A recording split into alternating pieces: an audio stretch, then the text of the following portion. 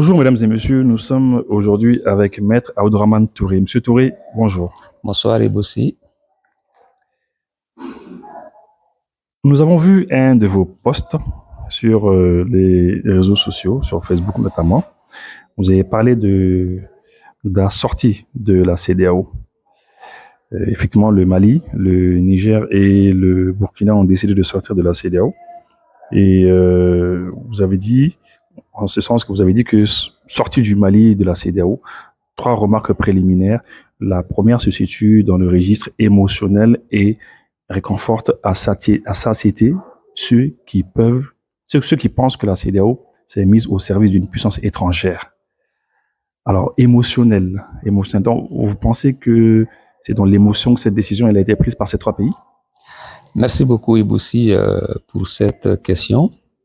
C'est vrai que peut-être il faut que je replace les choses dans leur contexte. Vous savez, quand j'ai pris connaissance du communiqué du gouvernement, j'étais dans l'avion, j'étais à Abidjan, sur le tarmac. On était en phase de décoller et quelqu'un a automatiquement vu le communiqué, il a partagé et tout le monde a écouté.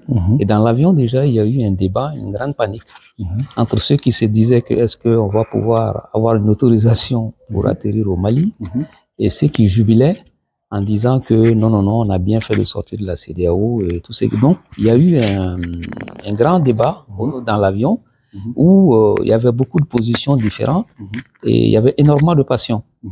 Donc, quand on écoutait les débats, ceux qui étaient vraiment beaucoup plus partant pour la sortie, quand on les écoutait, ils étaient beaucoup plus dans une ambiance passionnelle, émotionnelle. Et ceux qui disaient, ceux qui étaient dans le doute, s'interrogeaient maintenant sur les conséquences et parmi lesquelles est-ce qu'on va pouvoir même décoller à plus forte raison atterrir à Bamako. Donc c'est dans cette ambiance-là simplement que moi j'ai pris connaissance de ce communiqué et j'ai compris que il y avait beaucoup de personnes qui étaient très très contentes, mais en termes d'arguments, voilà, ils étaient dans la passion. Donc c'est pourquoi je dis qu'il y a beaucoup de personnes qui, dans un premier temps, ont apprécié la décision pour des raisons purement passionnelles. D'autres avaient des craintes et des doutes.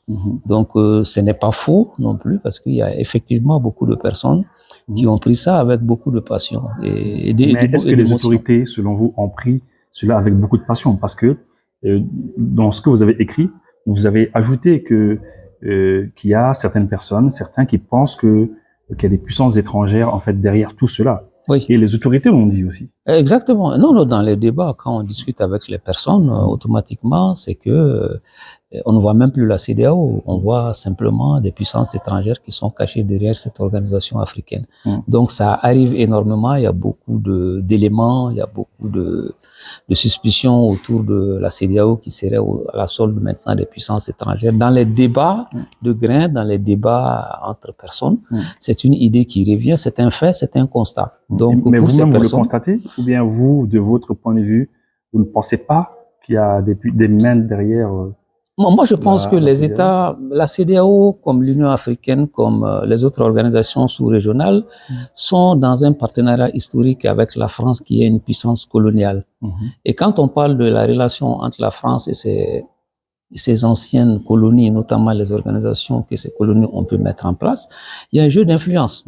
Et que ça soit une influence culturelle, qu'elle soit économique, qu'elle soit diplomatique, qu'elle soit sociale. Les organisations sont créées pour maintenir la puissance, pour maintenir également l'influence, en tout cas, de la France coloniale sur ces organisations à travers, en tout cas, les différentes structures, les décisions qu'elles prennent. Donc, historiquement, c'est des organisations qui sont sous influence. Et il y a des entités qui sont là avec lesquelles on a toujours collaboré, on a grandi dans cela, on vit dans cela encore. Mais à un moment donné, peut-être l'histoire fait que les choses, à un moment donné, doivent prendre une autre tournure.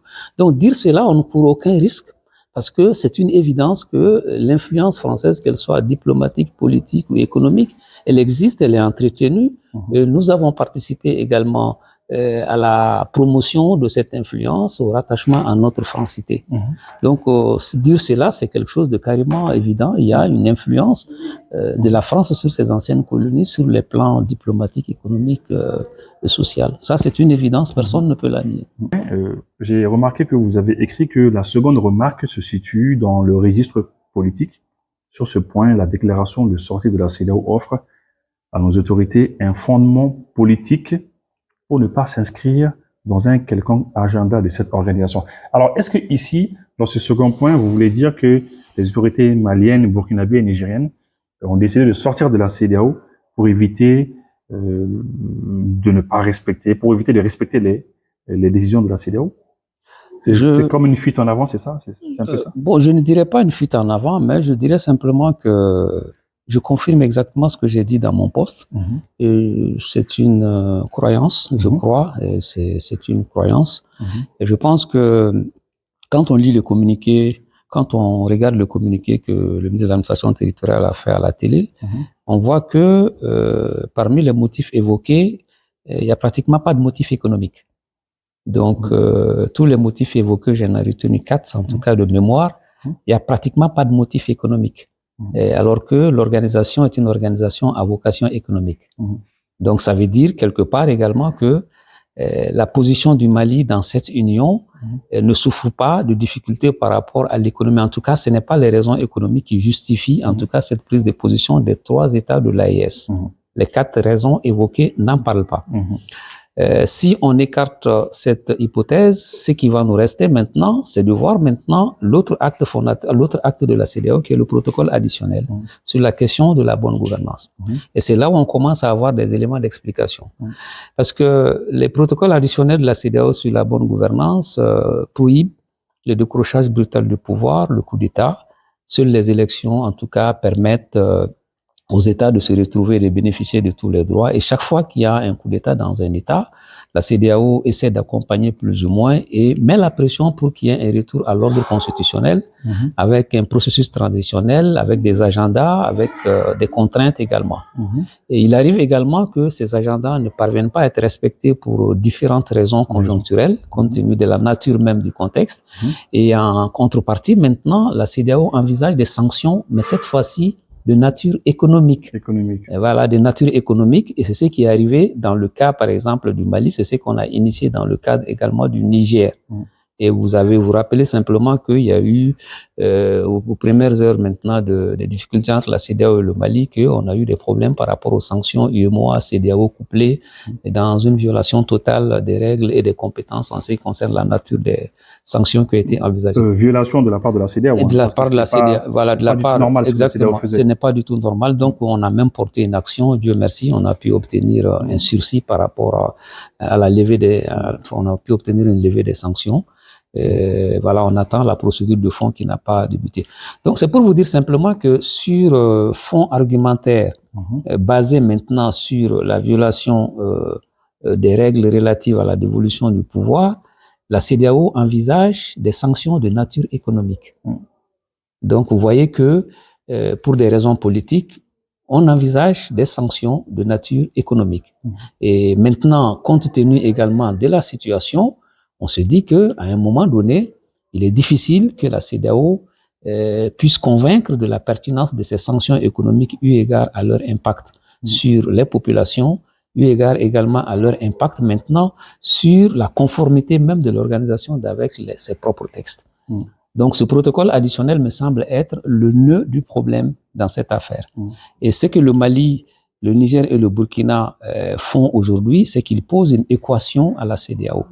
Et cette équation implique ce qu'on peut appeler même une transition de cette organisation dans la mesure où initialement le protocole additionnel ne faisait pas partie des textes fondateurs, il est venu simplement en 2001 et depuis l'avènement du protocole additionnel jusqu'à ce jour, il y a eu des difficultés dans la mise en œuvre, des difficultés sur 2 plans. Le premier plan, c'est des difficultés relatives également à la mise en œuvre exacte et conforme de ces textes du protocole additionnel par rapport aux élections qu'on organise. Très peu de pays sont parvenus à organiser des élections conformément aux objectifs même du protocole additionnel. Et des chefs d'État quand même issus de ces élections plus ou moins mal organisées se sont retrouvés à la tête de cette organisation.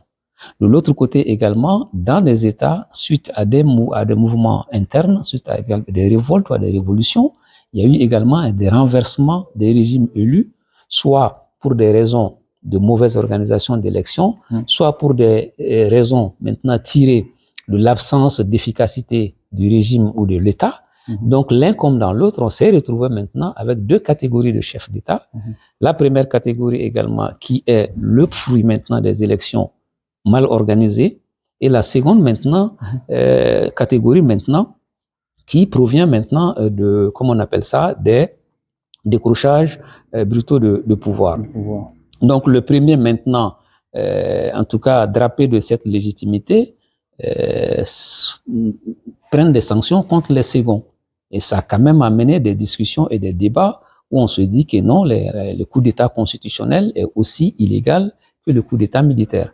Donc, on se retrouve dans une situation où des présidents, en tout cas mal élus, ou qui ont en tout cas tripatoué des constitutions, se retrouvent à vouloir donner des leçons à des présidents qui sont arrivés par la voie des armes.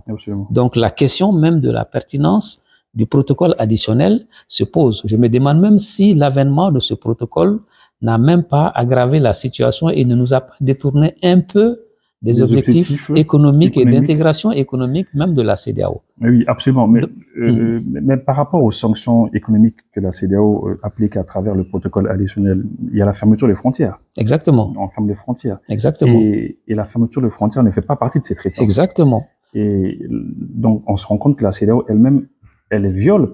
Exactement. Exactement. Donc, on prend des décisions souvent dans des cadres qui ne sont pas prévus par les textes. On prend également des décisions qui ne relèvent pas de la compétence même de cette organisation. On a vu le cas par rapport à l'UEMOA, à la CEDEAO, lorsque le Mali a fait l'objet d'un embargo il y a quelques années. Donc, cela a rajouté également au processus d'accession au pouvoir, en tout cas compliqué tant du côté des régimes par le coup d'État constitutionnel que par le coup d'État militaire, le coup de force. On se retrouve maintenant à s'interroger maintenant sur la pertinence même de l'organisation de la CEDEAO et du détournement de ses objectifs. Je pense que ça a été évoqué en partie dans le communiqué, mais un communiqué n'a pas vocation à tout développer. Quand on dit maintenant la CEDEAO a été détournée de ses objectifs initiaux, je pense que ça a un rapport beaucoup plus avec l'avènement du protocole additionnel qui est venu amener une question de gouvernance et de démocratie non respectée par, en tout cas, la plupart du temps, et les questions de nature économique. Donc, la question qui se pose aujourd'hui maintenant, est-ce que ce protocole additionnel, on doit le maintenir ou on doit le réinterroger ou sortir quand même de ce protocole additionnel et rester simplement dans la perspective économique et d'intégration économique de la CEDEAO comme ça avait été pensé à l'initial. Donc, je pense que c'est là où il y a le cœur. Il y a le cœur du débat. Donc, pour vous, tout le problème, en fait, c'est le protocole additionnel. C'est le protocole additionnel. De mon point de vue, le problème de la CEDEAO, tout le tremblement, en tout cas, qu'il y a au sein de la CEDEAO, toute la mutation qui est en train de se faire autour de la CEDEAO, réside simplement dans le protocole additionnel et de son non-respect. D'accord. Et le troisième point, vous avez dit, la troisième remarque se situe dans le registre juridique. Sur ce point, le communiqué de sortie en soi n'est pas un acte juridiquement suffisant. Alors, vous avez dit que le communiqué qui a été fait, le communiqué qui indique ce qu'ils ont dit, ils ont dit que les trois pays sortent de la CEDEAO avec effet immédiat. Alors pour vous, c'est pas suffisant? Non, non, non. Quand on regarde les conditions d'entrée dans l'organisation, chaque organisation prévoit des conditions d'entrée ainsi que des conditions de sortie. Et les conditions de sortie maintenant sont prévues par le traité. Donc, il y a une période également probatoire de 1 année qui s'impose à tout État membre qui sollicite sortir. C'est une période probatoire qui permet d'organiser une forme de transition par rapport à la sortie. Donc, il faut pas oublier également que les États du Sahel également bénéficient, en tout cas ils sont également acteurs également des documents communs qu'on a au niveau de la CEDEAO, que ce soit le passeport, que ce soit la carte d'identité, que ce soit des assurances communes, etc. au niveau des professions libérales et au niveau d'autres secteurs. Donc, on ne peut pas du jour au lendemain stopper tout cela. Donc, ça demande une période de transition pour organiser la sortie. C'est pourquoi la période probatoire de 1 année, elle est prévue. On a également du personnel ressortissant de ces 3 pays qui travaillent au sein de ces organisations. Il faut liquider leur départ. Donc, il y a beaucoup de choses à faire, de sorte que maintenant, la prudence a obligé les législateurs maintenant communautaires à envisager une période probatoire qui peut être une période de transition pour organiser le départ et aussi pour pouvoir discuter également des raisons et de la pertinence de la sortie, pour pouvoir maintenant permettre de discuter et de voir quels sont également les leviers sur lesquels on peut agir pour retenir un État, ou bien est-ce que si on ne parvient pas à le faire obligatoirement, je pense que chaque État est libre d'intégrer ou de sortir, en tout cas de l'organisation. Mais dans ces cas-là, l'expression avec effet immédiat sert à quoi dans ce cas-là? Bon, avec effet immédiat, moi je me dis toujours que c'est un communiqué. C'est pourquoi je vous ai dit tout à l'heure maintenant que ça me semble être également une démarche qui peut donner un fondement politique à tout refus ultérieur maintenant de notre État de s'inscrire dans un quelconque agenda de la CEDEAO. Donc on a déjà un fondement politique en disant que pour nous, l'effet est immédiat, nonobstant maintenant les conditions de sortie prévues par le traité. Ça, c'est sur le plan purement politique. C'est pour cela que j'avais évoqué dans ma deuxième remarque préliminaire que ça peut donner un fondement politique pour dire que nous ne nous reconnaissons plus de là, dans cette organisation à compter du jour de prononcer du communiqué. Et donc, la question est éminemment politique. Elle est tout aussi également juridique. Donc, il y a un fondement politique pour ne pas nous inscrire dedans, mais il y a également un processus juridique également pour pouvoir organiser cette sortie. Ça veut dire que ce sont les deux processus qui ont été enclenchés en même temps? Parce que quand on voit dans le communiqué avec effet immédiat et par la suite, on voit qu'il y a une notification qui a été faite, parce que la CEDEAO a demandé une notification qui a été faite. Alors, ça veut dire quoi, les deux en même temps? Est-ce que ça peut aller en même temps? Non, les deux, c'est deux registres différents. Sur le registre politique, on considère que c'est immédiat. Sur le registre juridique, maintenant, on déclenche maintenant le mécanisme comment on appelle ça là, de notification formelle. Donc, c'est pourquoi j'ai dit que c'est à la fois politique et juridique. Donc, politiquement, on considère que c'est immédiat. Juridiquement, on s'inscrit également dans la politique. Et les questions politiques sont assez complexes. D'accord. Lorsqu'elles se mélangent avec les questions de droit, bien sûr. Mais juridiquement, alors, juridiquement, ça veut dire quoi? Ça veut dire que, par exemple, tout de suite, un commerçant malien qui va en Côte d'Ivoire faire des achats et qui rencontre des problèmes par rapport à cette décision de sortie, juridiquement, il a raison. On va au-delà même du commerçant, même un simple citoyen bénéficiaire des droits de ressortissant de la CEDEAO.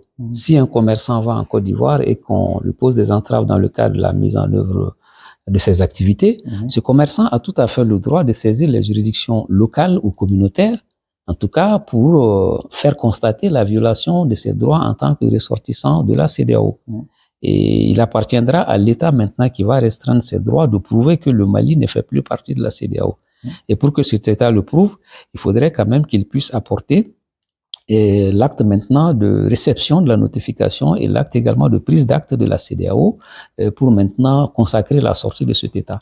Donc à ce stade-là, on ne peut entraver le droit d'aucun opérateur économique, d'aucun citoyen malien, nigérien ou burkinabé dans aucun des pays de la CEDEAO sur la base du communiqué à lui seul. Il confère, il donne un confort politique à nos autorités, mais juridiquement également, c'est un acte dont la vigueur juridique n'est pas suffisante maintenant pour consacrer notre sortie. Donc, à ce niveau-là, moi, je comprends parfaitement le phénomène. Les citoyens n'ont pas à s'inquiéter. Mais si aujourd'hui, les États de l'AES commençaient à appliquer certaines mesures, des mesures relatives à leur sortie de la CEDEAO, notamment la libre circulation des personnes et des biens, etc. Et s'ils commençaient à appliquer cela, notamment à ne plus payer les obligations qu'ils doivent à la CEDEAO, et comment ça va se passer? Non, là, vous dites deux choses. Par exemple, les obligations de l'État par rapport aux contributions pour le fonctionnement maintenant de l'institution, ça c'est au niveau étatique. Maintenant, la restriction des droits des autres ressortissants de la CEDEAO par les pays membres de l'AES, je ne pense pas que les pays de l'AES sont dans cette disposition d'esprit. Elles ont conscience de tout l'enjeu de la question. Et parce que ce qui est prévu, en tout cas, de mon point de vue, ce que je vois comme ligne de conduite par rapport à la suite, c'est que on va peut-être substituer le bilatéralisme au multilatéralisme en réalité. Donc, nous sommes condamnés à coopérer avec les États voisins qui également sont condamnés avec nous, mais peut-être pas dans le même cadre. Donc, est-ce que c'est le seul cadre dans lequel on peut coopérer? Je pense que non. on peut aller sur le schéma du bilatéralisme. Je pense que les autorités ont déjà réfléchi à cette question. Négocier avec chaque État maintenant les conditions d'entrée, de séjour et toutes les questions également communes, que ce soit en matière de circulation dans l'interland, que ce soit en matière d'accès également au port, que ce soit en matière de fiscalité de porte, d'installation, etc., etc. Donc, les pays de l'AES peuvent rentrer dans un schéma de négociation bilatérale avec les membres restants de chacun des membres restants de la CEDEAO.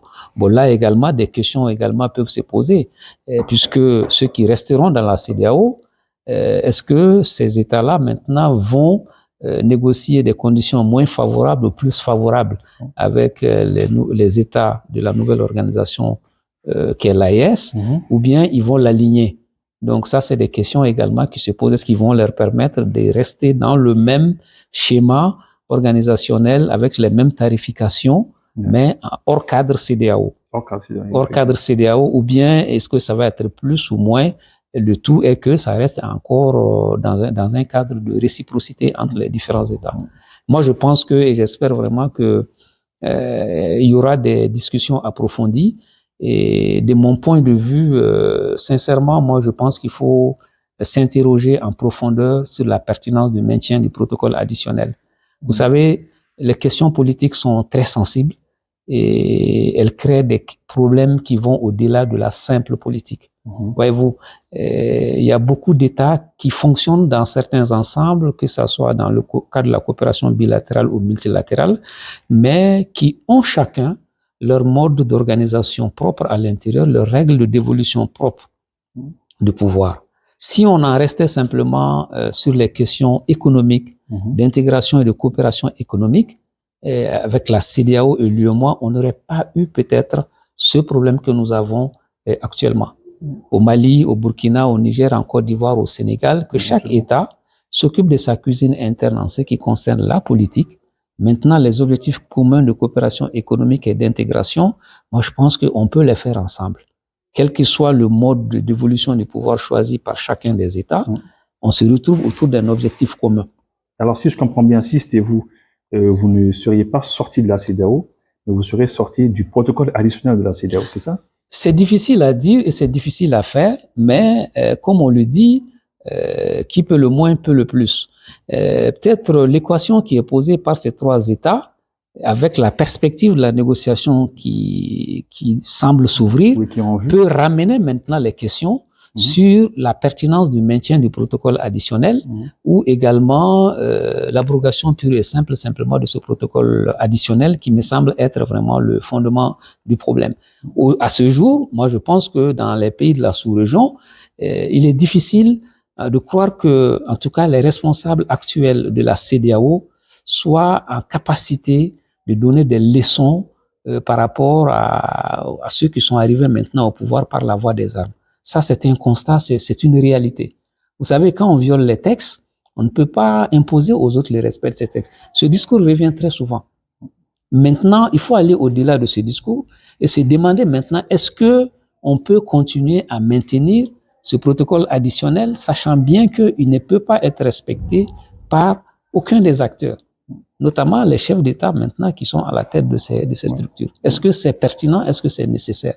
Moi, je me demande si ce n'est pas une occasion qui est offerte à la sous-région et à tout le monde de s'interroger maintenant sur le modèle, voilà, sur le modèle de dévolution du pouvoir qui lui semble être le plus approprié, sans rentrer vraiment dans un débat de rejet du modèle démocratique ou de proposition d'un nouveau modèle de gouvernance. Mais je pense qu'il faut peut-être rester sur les objectifs initiaux de la CEDEAO, la coopération et l'intégration économique, qui, comme on le dit, il y a un adage qui dit qui trop embrasse trop maintenant mal étreint, quelque chose comme ça. Donc, il faut pas baliser large.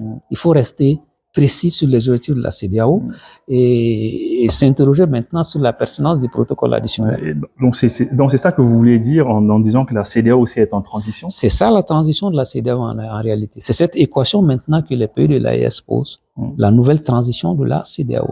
Vous savez, dans l'imaginaire populaire aujourd'hui, il est difficile pour un intellectuel de convaincre en tout cas, ou de penser ou de même soutenir que les populations s'intéressent moins au processus d'accession au pouvoir qu'aux résultats. Dans beaucoup de mes débats sur la question de la gouvernance, moi j'ai beaucoup plus insisté sur la légitimité d'exercice. Comme je l'ai toujours dit, je ne crois pas au suffrage universel direct dans le cadre de nos pratiques démocratiques. Le système et le système démocratique, pour moi, ne souffre pas de problème. Mais c'est notre pratique démocratique qui nous a amenés, en tout cas, à douter même de la pertinence et de l'efficacité du suffrage universel direct. C'est un processus qui conduit au pouvoir. On vous donne une autorisation de gouverner. Maintenant, c'est comme si vous avez un permis de conduire et que dans la circulation, vous passez votre temps maintenant à faire des accidents. Donc, la légitimité d'exercice, pour moi, est une notion qui est en train de faire son chemin, mais sans être théorisée.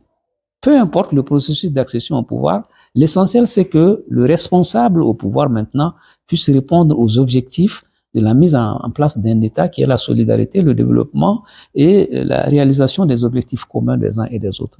Ce débat, il est difficile, il est très sensible, on ne peut l'aborder que dans un cadre serein et lorsqu'on accepte de comprendre et de s'engager dans une interrogation profonde sur nos choix, nos modèles et nous dire finalement l'objectif final, c'est quoi au fait?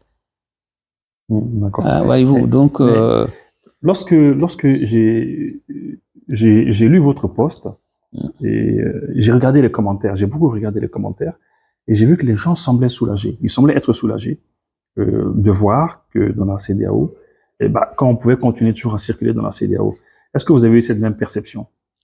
Oui, j'ai eu cette perception. J'ai même été surpris parce que le ton et la façon dont les gens ont perçu la question, il y a un doute en réalité. Oui, parce qu'à la fois, les gens, ils veulent sortir. Voilà. Mais ils ont été soulagés aussi de savoir que tout ne s'arrête pas tout de suite. Exactement, parce qu'il y a un doute. Et il faut remarquer simplement dans cette situation, c'est que le doute en soi n'est pas mauvais. Il faut douter de l'avenir parce que c'est des questions très importantes avec des implications très, très considérables. Donc, le doute, il est normal, il est raisonnable. Quand on ne doute pas, on cesse même de raisonner. Le raisonnement va avec le doute. Mais le problème, c'est qu'il ne faut pas douter de soi. Il ne faut pas également douter de sa capacité de chercher des solutions et de se dire maintenant qu'il n'y a pas une seule voie pour y arriver. Voyez-vous? Donc, sur le plan conjoncturel, les gens avaient ce doute. En même temps, il fallait rassurer les personnes pour leur montrer que tout n'est pas pratiquement parti à l'eau. Et si vous regardez même la question également, il y a un autre point qui a attiré mon attention sur cette question, c'est que à l'issue du communiqué, il y a eu une communication faite au Conseil des ministres. Et à la fin du journal télé, je pense, j'ai vu le ministre des Affaires étrangères et le ministre de l'Économie qui ont pris la parole pour rassurer les uns et les autres. Ce que j'ai remarqué simplement, c'est que le terrain sur lequel les assurances ont été données ne sont pas les terrains sur lesquels, par exemple, le communiqué s'est basé. En tout cas, pas les raisons sur lesquelles le communiqué s'est basé. Il n'y a pas de raisons économiques dedans, mais le ministre de l'Économie et des Finances a tenté de donner des assurances. Voilà, des assurances sur le plan économique. Pourquoi? Parce qu'ils savent que c'est ce point maintenant qui intéresse énormément les populations et qui peut avoir une répercussion immédiate. On peut apprécier également ces assurances de différentes manières, mais pour moi, à ce jour-là, je me dis qu'il ne faut pas paniquer, il ne faut pas également s'emballer, il ne faut pas s'emporter. Il faut se dire que nous avons le droit de discuter entre nous de manière apaisée sur les implications de cette question. Quel que soit le résultat, nous allons le ressentir ou en bénéficier, ou en bénéficier ensemble. Donc, en tant que Maliens, qu'on accepte également de donner des points de vue, de partager les craintes et les doutes de ceux qui ne croient pas, et également d'approfondir la réflexion avec ceux qui y croient. C'est par cette seule manière qu'on pourra y arriver. Et c'est une question qui ne concerne pas que le Mali. Parce que dans les différents États également, la même problématique, l'équation va continuer à être posée. L'équation continuera à être posée. Mais il faudrait également qu'on porte la question de manière assez précise, de manière assez pertinente, pour que les autres également s'y intéressent. C'est pourquoi je vous ai dit que moi, de mon point de vue, ce qu'il faut maintenant mettre sur la table de la négociation, c'est la nécessité du maintien du protocole additionnel sur la bonne gouvernance. Qu'est-ce que ce protocole vient faire dans l'organisation de la CEDEAO à côté du traité? Et qu'est-ce que cela a apporté? Où est-ce que cela peut nous mener, compte tenu de notre impossibilité collective, à respecter ce protocole qui pour moi est le nœud gordien de ce problème. Je crois en la CEDEAO, mais je pense qu'il faut s'interroger sur la pertinence de protocoles additionnels. Je ne jette pas le bébé avec l'eau du bain. Il y a des négociations qui sont en train d'être ouvertes. Et pour moi, on peut arriver à déconstruire pour mieux construire et mieux répartir ensemble. Mais l'ensemble sous-régional, moi, je pense qu'il est carrément nécessaire parce que le marché de la CEDEAO, c'est pratiquement 400 millions. Et les 3 États réunis, ça fait 70 millions. Donc, sortir d'un marché de 400 millions pour un marché de 70 millions, a priori, ça ne me paraît pas être quelque chose de très, très équilibré. Les échanges, en réalité, les échanges entre nos différents pays ne sont pas assez grands. Oui. Les échanges que nous faisons entre nos différents pays, c'est moins de, à peu près, c'est dans les 12-14% comme ça, les échanges interpays. Mais moi, plutôt, je voulais revenir, et ça, c'est le dernier point. Votre poste, j'ai l'impression que, parce qu'au début de l'interview, de notre discussion, vous avez dit une chose qui est quand même importante. Vous avez dit que les gens dans l'avion semblaient être un peu paniqués. Alors, est-ce que ce poste, en fait, vous ne l'avez pas fait dans le but de rassurer les gens? Oui. Tout comme aujourd'hui, on voit le ministre des Affaires étrangères de l'économie en train de rassurer les gens. Exactement. Exactement. Non, c'est un point de vue que j'ai donné à chaud. Parce que j'étais avec des commerçants, des opérateurs économiques, avec des clients, avec de la famille, et qui est installée de part et d'autre dans les différents pays de la CEDEAO. Il y avait une panique parce que la question, elle est complexe. C'est pas tous les jours qu'on passe des textes communautaires. C'est pas tous les jours qu'on parle de la CEDEAO, de l'UEMOA. Certains ont du mal même à faire la différence entre l'articulation et les organisations, l'impact des décisions entre États, et dans un contexte assez politique, assez sulfureux. Donc, il fallait simplement donner un point de vue pour montrer que non, tout ne s'arrête pas immédiatement sur le plan juridique. Nous continuons à être juridiquement, même si c'est virtuel, soumis aux obligations et on bénéficie des droits en tant que citoyens dans la circulation des personnes, des biens, le libre établissement. Nous, avocats, on peut aller plaider dans les États de la sous-région par postulation. On peut aller s'installer également dans ces différents pays. Donc, c'est des choses sur lesquelles il fallait donner un point de vue, principalement pour ceux qui ne sont pas, en tout cas, familiers avec ce genre de questions. Mais politiquement, comme je l'ai dit, ça permet également de marquer le pas et de se dire qu'il y a un point de discussion sur tel point qui doit faire l'objet d'une interrogation sérieuse et d'une interrogation profonde. Moi, ce que je pense simplement, c'est que le processus de négociation qui semble être ouvert, en tout cas d'après le communiqué de la CEDEAO, pour moi, on doit saisir cela. Il faut toujours aller au dialogue et vraiment poser sur la table la question de la pertinence du maintien du protocole ou de son abolition. C'est vrai qu'aujourd'hui, quand même, si on déposait totalement de côté le protocole additionnel de la CEDEAO de 2021, c'est fini. C'est fini. Sur le plan économique, on continue. Exactement. Même s'il n'y a pas assez d'échanges entre nous. Exactement. Si je me rappelle très bien, on fait moins d'échanges. Il y a moins de 20% d'échanges entre nos différents pays. Bon, moi, je pense que, parce que quand on regarde l'organisation en termes d'intégration, c'est une perspective, au fait. La CEDEAO s'inscrit dans une perspective, il y a toujours cette ouverture. On fait la coopération pour une intégration économique dans une perspective de créer une union, et voilà, une économie commune, intégrer les peuples, les libertés, les documents communs, etc., etc. Donc, je pense que si on reste simplement sur les objectifs, on se tromperait pas beaucoup. Mais on aime trop souvent en Afrique. On a glissé un peu. Voilà, on a glissé. On aime trop souvent mettre beaucoup de choses ensemble. Et puis souvent, dans la pratique, on se rend compte que c'est pas une bonne idée. Vous savez, les enfants qui sont nés en 90, 91, ils sont nés à l'ère de l'avènement de la démocratie et qui avaient fait toutes ces promesses. Aujourd'hui, on est à un schéma où ils s'interrogent maintenant sur la pertinence de la démocratie, alors qu'en réalité, ce n'est pas le système, mais simplement c'est la pratique démocratique que nous avons mise en œuvre qui amène à douter même du modèle, et de sorte maintenant que certains arrivent jusqu'à dire que la démocratie n'est pas bonne. C'est moins un problème de modèle de chauffeur, c'est plus un problème de chauffeur que de véhicule. Comme si quand vous prenez un mauvais chauffeur, vous le mettez dans un véhicule neuf, commence à brûler les feux, à taper des gens à gauche, à droite, et vous dites maintenant que c'est la voiture qui n'est pas bien. En réalité, il faut juste changer de chauffeur. Donc, moi, je pense que c'est une opportunité. Chaque crise étant une opportunité, il faudrait la saisir maintenant pour réinterroger un certain nombre de choses. Monsieur Touré, en principe, c'était ma dernière question, mais puisque c'est difficile de vous avoir pour les interviews, vous faites pas beaucoup d'interviews, vous n'en donnez pas beaucoup. Une dernière question très rapidement par rapport à l'accord caduc d'Algérie. Ça n'a rien à voir avec la sortie de la CEDEAO. J'ai vu aussi un de vos posts parce qu'on vous suit beaucoup. Vous avez parlé un petit peu, vous avez écrit sur la sortie, sur la dénonciation de l'accord d'Algérie. On en a fini.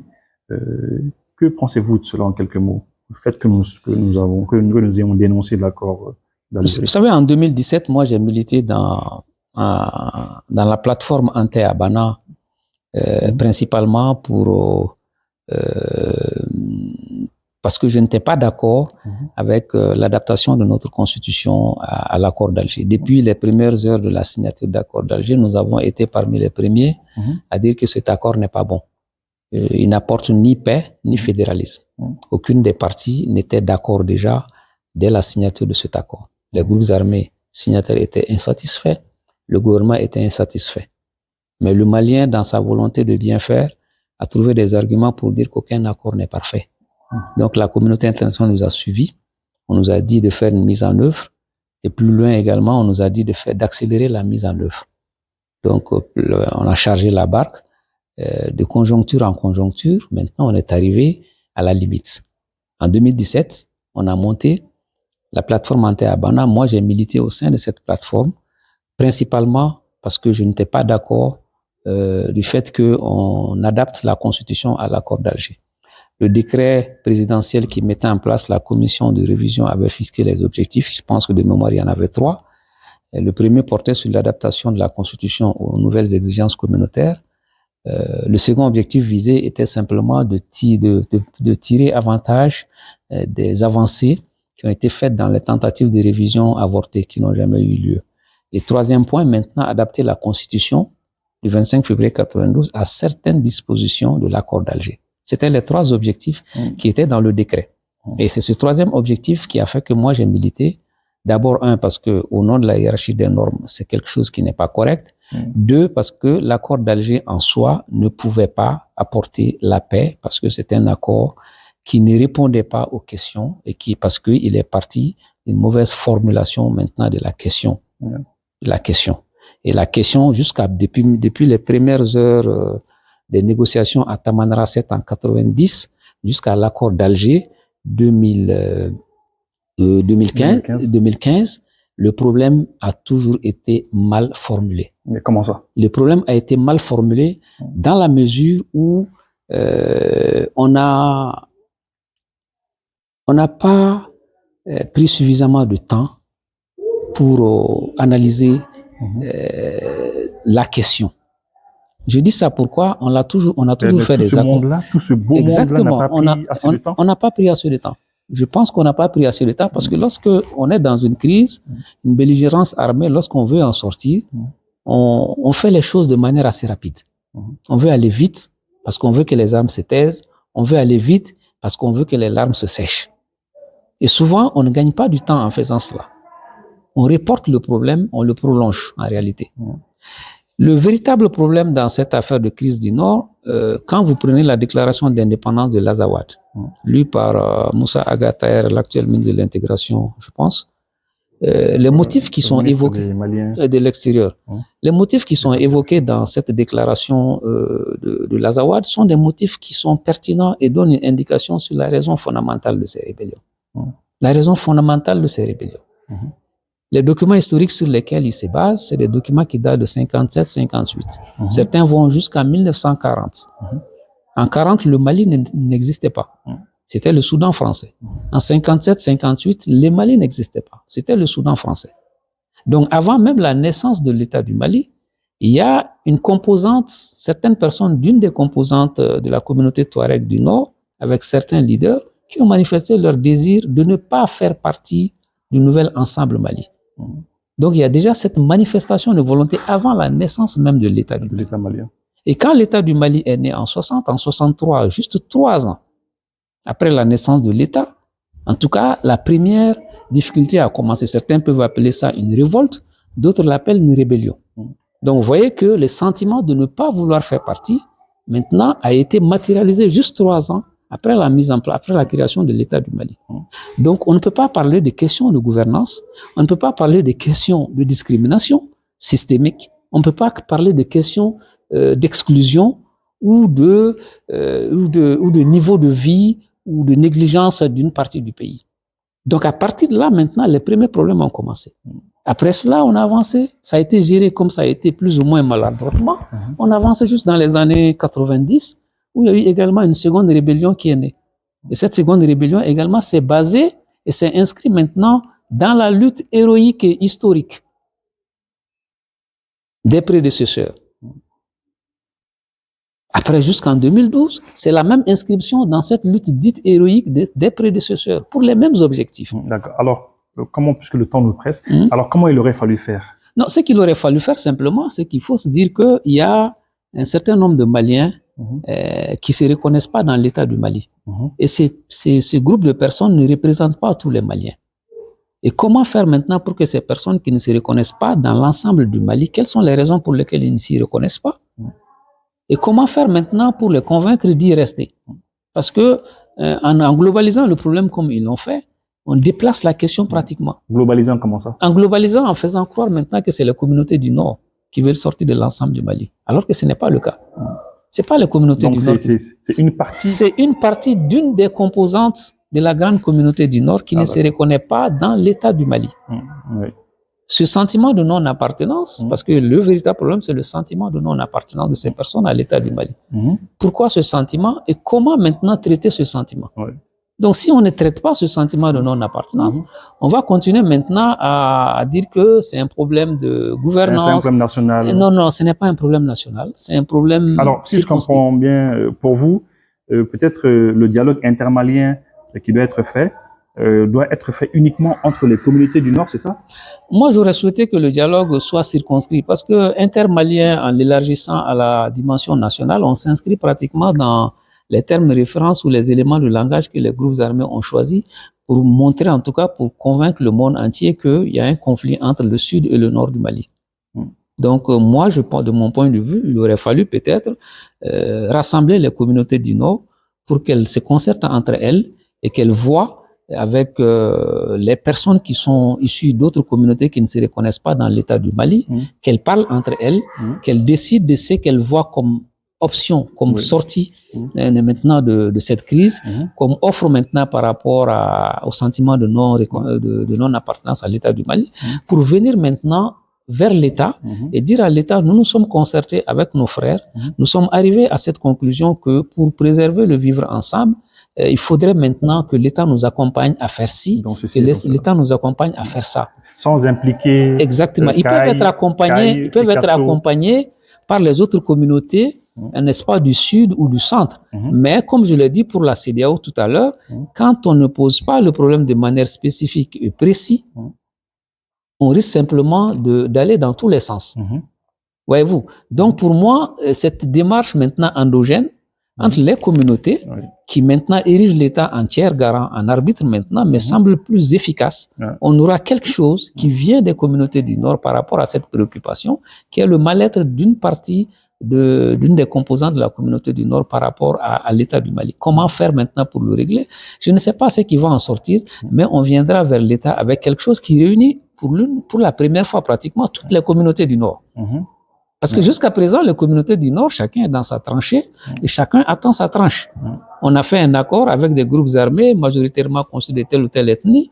Donc maintenant, les autres ethnies également augmentent leur coefficient de nuisance, et s'organisent, s'arment et se disent maintenant il faudrait qu'on y participe. Donc finalement, ça devient une forme de concurrence maintenant, de sorte que chacun veut avoir la plus grosse tranche. Et là, on renvoie les populations à se concerter, à venir vers l'État pour dire voilà ce qu'il y a. Et à partir de là, maintenant, ça peut être même une offre, ça peut être même comment on appelle ça là, un point à partir duquel maintenant on peut évaluer et surveiller maintenant ce qui va se passer dans le nord du Mali. Alors pour vous, c'est comme si on avait trop élargi en fait. Voilà, donc le dialogue intermalien, le format en tout cas, j'ai pas vu les termes de référence, en tout cas, qui est en train d'être dessiné, me paraît trop large. Il me paraît trop large maintenant pour la pertinence et la communication qu'il faut. Donc, il faut que ce soit ponctuel juste pour les régions du Nord. Exactement. Même si certains les accompagnent. Même si certains les accompagnent, mais un dialogue entre les communautés du Nord par rapport maintenant aux difficultés. Comme ça, du point de vue de l'extérieur. Exactement. Ils verront que c'est juste une partie. Exactement. Voilà, c'est les communautés du Nord du Mali qui se parlent entre elles maintenant et prennent l'État comme arbitre pour dire voilà ce que nous souhaitons. Je pense que c'est ce que nous attendons. On entend très souvent ici au Mali, certaines personnes, certains ressortissants du Nord dire non, mais ils nous représentent pas, ils sont une infime partie. Et ça, c'est ce que vous pensez aussi? Non, mais c'est évident. Les groupes armés n'ont aucune assise politique ni militaire, ni populaire plutôt. Donc, ils ne représentent pas les populations du Nord. Voyez-vous, donc ça, c'est une évidence. Je précise que vous êtes aussi de... Voilà, donc voilà, il y a toutes ces questions-là. Donc, la question de la représentativité du mandat de ces groupes armés pour agir au nom des populations du Nord ne me paraît pas justifiée, ça n'a pas de fondement. De mon point de vue, il faudrait que les communautés du Nord s'organisent entre elles, prennent en charge cette question et l'État les accompagne. C'est mieux que de faire un très grand dialogue. Le délai imparti de 1 mois, c'est assez court, mais c'est largement suffisant si on circonscrit le dialogue. Parce que moi, je m'interroge sur ce qu'on va dire, par exemple, de Kidal à Kemparana, ou dans le fin fond du Wassoulou, ou dans le fin fond d'une région de Caille. Au mieux, ils vont nous ramener des questions et des préoccupations locales ou faire des invitations maintenant à s'entendre. On est des frères, il faut que la paix, à flatter les vertus de la paix. Donc c'est beau, mais en réalité, ça me paraît pas efficace. Et même si le schéma dessiné est assez bien parti, il faudrait dans l'organisation de la chose arriver maintenant à trouver le moyen de circonscrire en tout cas ce dialogue entre les communautés du Nord, surtout avec ceux qui ne se reconnaissent pas dans l'État du Mali. Mais ce dialogue intermalien également ne règle pas la dimension militaire de la crise, parce qu'il y a une dimension sociale, communautaire, mais il y a une dimension militaire aussi, qu'il ne faut pas oublier. Donc les groupes armés se sont retirés, mais ils n'ont pas disparu. Voyez-vous, donc ils conservent un coefficient de nuisance également. Ils étaient des interlocuteurs. Maintenant, nous ne savons pas où est-ce qu'ils sont. Les groupes armés qui existent maintenant vont s'inscrire également dans ce qui a été fait comme positif par rapport à l'accord d'Alger en termes de DDR, de réintégration dans l'armée et tout ce qui s'ensuit. Mais ceux qui sont partis, en réalité, je pense qu'ils ne feront pas partie de ce dialogue. Et cette question maintenant demeure. Est-ce que le dialogue intermalien va s'élargir jusqu'à traiter des questions institutionnelles? Est-ce que ça va s'élargir jusqu'à traiter des questions de défense et de sécurité? Est-ce que ça va s'élargir jusqu'à traiter des questions de développement économique? Développement économique. Donc, ça nous ramènera carrément dans la rediscussion simplement de ce qu'on a discuté avec les groupes armés à travers un accord. Et in fine, ça risquerait de nous ramener également dans les mêmes choses. Et l'une des innovations qu'on peut faire simplement, c'est de traiter d'abord principalement la question du sentiment de non-appartenance. Ne pas se lancer dans des questions de réforme politique. On a la décentralisation, les assises de la décentralisation ont déjà consacré ça. Les questions de défense et de sécurité, c'est même pas la peine d'en débattre parce que c'est des questions éminemment techniques. Elles ne peuvent pas, les fonctions régaliennes ne peuvent pas faire l'objet d'un débat public. Oui, je crois bien que ça a été dit. Voilà, ça peut pas faire l'objet d'un débat public. Il faut les mettre en dehors de cela. Si on enlève la défense, la sécurité, si on enlève les questions politiques et institutionnelles, qu'est-ce qui va nous rester? Les questions de développement économique, social, justice et réconciliation. C'est les seuls piliers maintenant sur lesquels on peut peut-être à la limite discuter. Et même si on discute sur ces points, il faudrait quand même poser précisément la question du sentiment de non-appartenance qui est le fond du problème qui n'a jamais été traité. Peut-être qu'on a essayé de le traiter à travers les différents accords et d'autres mesures périphériques, l'intégration, les nominations, des bourses, etc. Mais c'est pas durable. C'est pas du tout durable. Donc, je pense qu'il faut poser le véritable problème et mettre les communautés en... Maître Abdourahmane Touré, merci beaucoup de nous avoir reçus chez vous. Merci beaucoup. Et on aimerait de temps en temps vous avoir sur cette grande question de la nation. Merci beaucoup. Merci aussi. Merci.